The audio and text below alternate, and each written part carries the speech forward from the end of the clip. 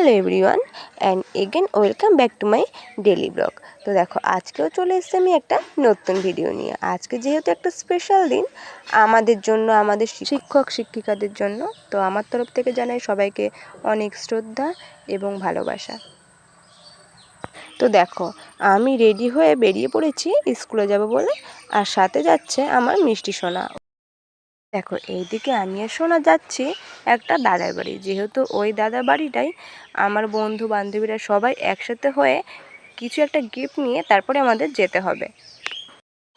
বান্ধবীরা সবাই যেহেতু শাড়ি পরেছিল, আমারও শাড়ি পরতে ভালো লাগে, তো তার জন্য আমিও শাড়িটা পরে নিলাম। শাড়ি পরে আমাকে কেমন লাগছে জানিও কিন্তু। আর দেখো ওইদিকে যেহেতু বন্ধুরা গিফট আনতে গেছিলো, আর ইনি এই জায়গা বসে বসে বোর হচ্ছে, কেননা আমাদের অনেকটাই ওয়েট করতে হয়েছিল। দেখো গিফটটা আনা হয়ে গেলেই আমরা চলে যাচ্ছিলাম স্কুলের ভিতরে। অনেক দিন পর স্কুলের ভিতরে ঢুকলাম, কেননা এখন আমরা এক্স স্টুডেন্ট হয়ে গেছি। আজকের দিনে সকল এক্স স্টুডেন্টদেরই ইনভাইট করা হয়েছিল, আর খুব একটা অনুষ্ঠান দেখা হয়নি, যেহেতু আমরা অনেক লেট করেই এসেছিলাম স্কুলে। অনেকগুলো পারফরমেন্স হয়েও গেছে।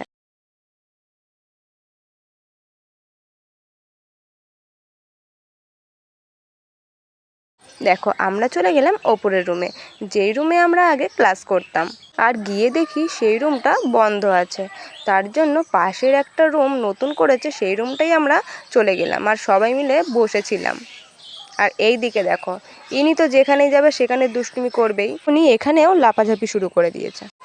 তারপরে দেখো আমরা নেমে যাচ্ছিলাম নিচে, আর এইদিকে হচ্ছিল নাটক। পরিষ্কার স্বাস্থ্যকর, যাতে দুর্গন্ধ নেই, রোগের বীজ নেই, এই যে আর আজকে স্কুলে এসে অনেক স্মৃতি মনে পড়ে গেল।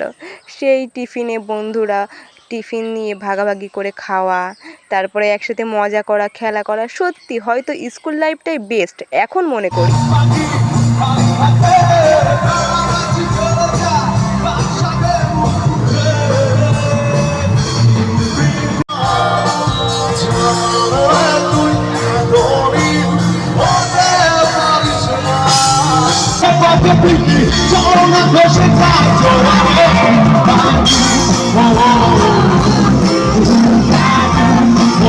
চলো প্রোগ্রাম শেষ হয়ে গেল, আবার স্কুলে কবে আসা হবে জানি না।